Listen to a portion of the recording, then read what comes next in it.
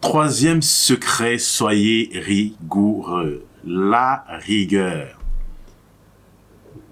Oui, ça m'arrive de temps en temps de faire de la menuiserie. Et récemment, j'ai posté mes travaux, en fait mes petits bricolages sur les réseaux sociaux.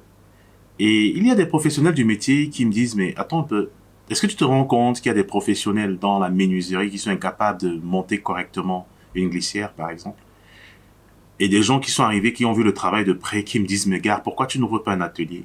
C'est pas mon métier à temps plein, mais j'y applique la même rigueur que je le ferais quand je serai en train de faire le design d'un logo, ou le design d'un site web, ou la création d'une identité visuelle pour un client. J'y mets le même sérieux, la même rigueur.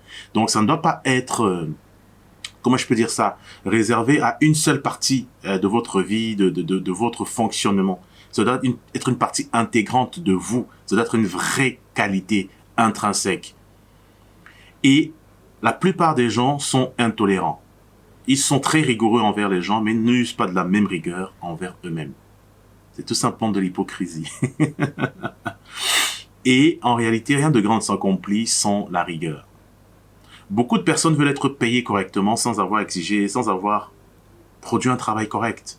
Vous comprenez un peu, c'est injuste, c'est hypocrite et c'est méchant.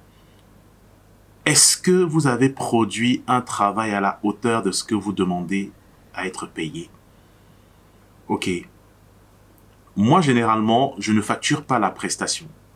Je facture le résultat de la prestation. Je facture la valeur que je suis en train de créer pour mon client.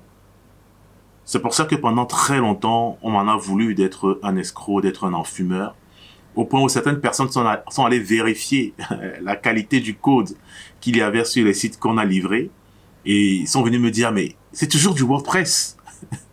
C'est le même code qu'on utilise, mais comment ça se fait que tu factures 10 fois plus que moi?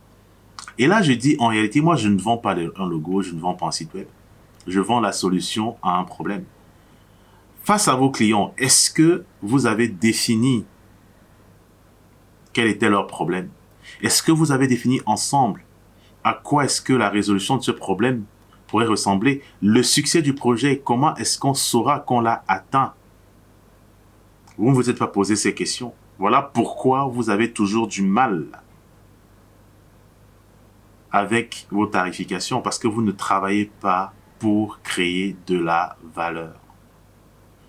Le plus important généralement, c'est de retourner vers les fondamentaux. Ok, quand vous vous lancez dans un métier, dans une profession, dans quelque chose, peu importe ce qui vous passionne, cherchez d'abord les fondamentaux. J'ai un peu fait le haut niveau quand j'étais un peu plus jeune en sport, mais en fait, tout tourne autour des fondamentaux.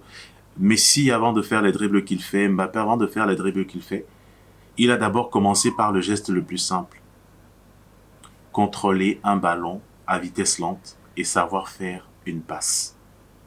Et c'est des choses qu'on répète tous les jours, tous les jours, tous les jours, tous les jours. Ça devient une routine, ça devient une habitude. Et finalement, on devient un expert. Alors, ne vous arrêtez pas d'apprendre. Visez l'excellence. Et vous serez probablement libre. Non, pas probablement. Certainement.